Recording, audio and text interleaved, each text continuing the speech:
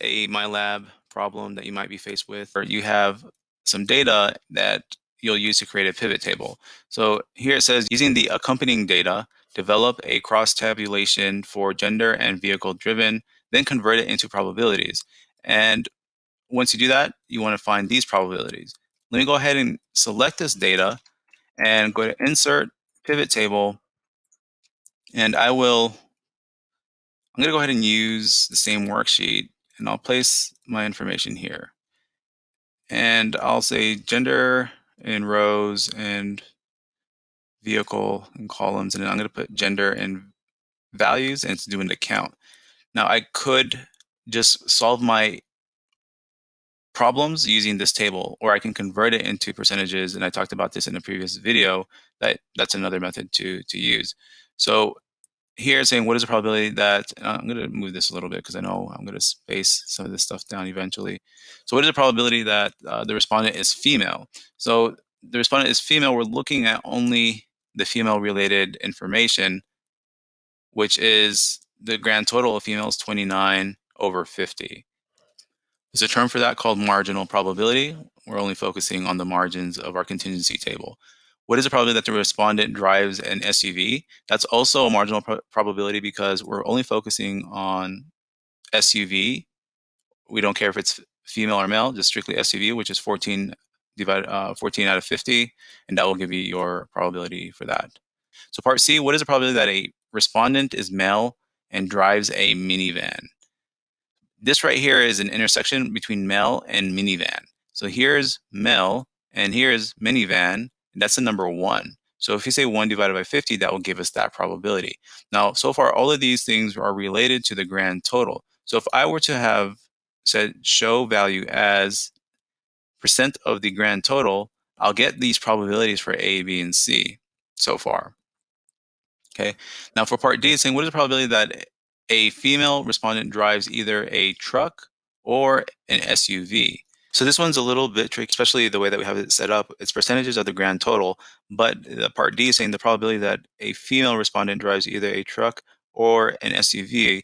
So what this is here is focusing only on females, not females and males. So you could change the percent here into rows. So let me do that. And you'll get what you're looking for that way. Or, so the answer is going to be 17.24%. Now I'm going to just go back.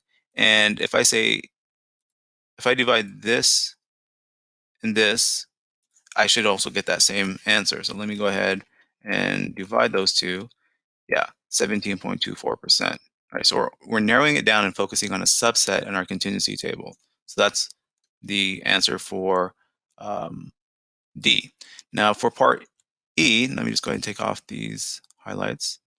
If it is known that an individual drives a car, the probability that the individual is female is, so this is another one of those focusing on a subset here. So this is another example similar to D, where it's a conditional probability, and we're focusing on the fact that given the individual drives a car.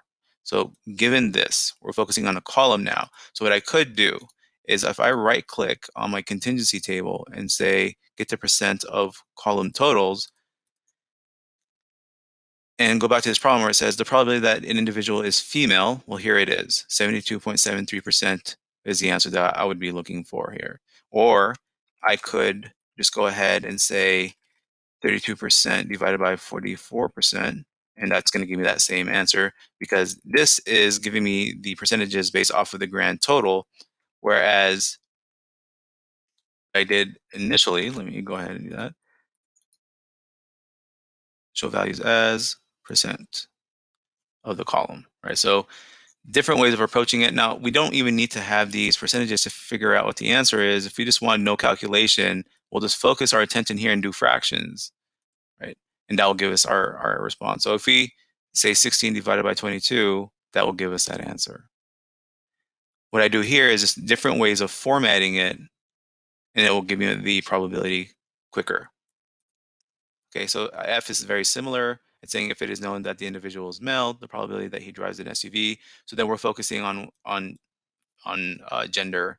So here's male. We're focusing on male, and the fact that this person would be driving an SUV would be 9/21, and that would get your probability that way, right? So you have to pay attention to how it's worded to be able to know how you'll focus on the data on the contingency table. Are you going to focus on the grand total, or are you going to be focusing on the row, or are you going to be focusing on the column? Then there might be another problem that looks like this. It's quite wordy, and the best thing to do is create a contingency table out of it because we're dealing with two variables. And I've only highlighted the information related to the probabilities given. Go ahead and press pause and just review this for a second. Now, what you see in this blue text box are the probabilities that this problem is asking us to solve, which is found on the second half of this paragraph, where it's saying find the probabilities of successful and unsuccessful products given known test market results. That is, and then we have 1, 2, 3, and 4. Again, it's wordy. The best thing to do is just kind of list things out and create a table. Now, what I have in yellow is the table that I'm going to populate. So we know that in this experiment, there's favorable and unfavorable. And then there's also successful and unsuccessful. And then we have the intersections of each one of these. So let me just go ahead and fill this stuff out. So based off of what's highlighted up top, it's saying the probability that a successful product and favorable test market equals 0.42. So I can put 0.42 here. Then we have another probability which says the probability that there's a successful product and unfavorable test market. That is 0.14. So that's here. Then we have another one where we have the probability of it being unsuccessful product and unfavorable test market. We have probability of unsuccessful product and favorable test, so that's 0.13. But we have a contingency table. Let me go ahead and get the sums. So I'll do a total here, and I'll do a total here, and I'm going to get the marginal probabilities for this contingency table. So I can say sum that, and notice when we sum those together, that's going to be 1. That's going to be here. So if I say sum, that would represent the grand total probability, which is 1 or 100%. Same thing here. So if I were to sum the columns and sum the other column, so if I sum these two, that's going to equal 1. So now I have this table and I could answer all 4 of these questions. All conditional probabilities. Let's focus on number 1. So I'm going to highlight successful and favorable. So given favorable test market, well, here's a favorable. So we're going to narrow it on here. This right here is the formula related to the conditional probability for number 1. So we need to get the intersection for successful product and favorable, which we found to be 0.42. That's the intersection, right? That's that overlap. Then we divide it by the marginal probability of favorable, which is 0.55. And that will give us the answer. And we would just do the same thing for 2, 3, and 4. Okay, so it's a little bit tricky when you're doing conditional probability because sometimes you don't know which one is the denominator, which one's the numerator. And just know that whenever you're looking at a problem that looks like 1, 2, 3, and 4, so focusing on number 1, we have successful product given favorable test market. Anytime you have the given, right, that's that line that you see. Sometimes you might see instead of the word given, you'll see this symbol here. You see here. Or this the word given. So anything on the right of this solid line would be the marginal probability, which would be that denominator, right? So favorable test, well, here's favorable test, that's the marginal probability, that would be the denominator.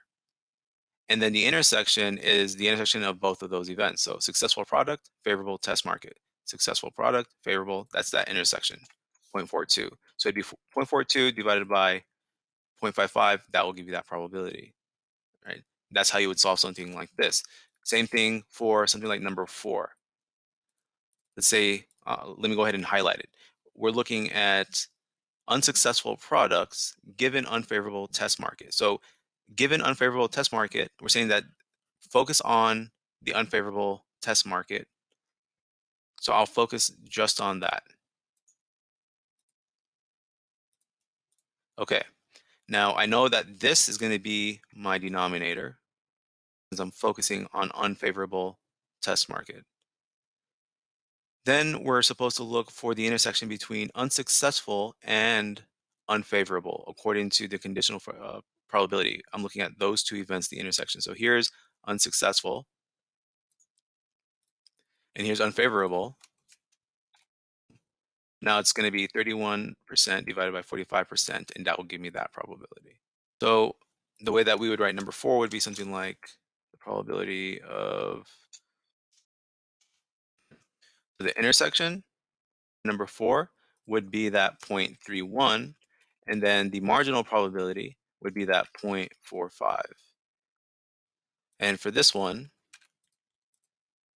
that we were solving earlier, we were focusing on successful and favorable. That's 0.42, and the marginal for favorable is 0.55. Hopefully this makes better sense. If you have any questions, let me know.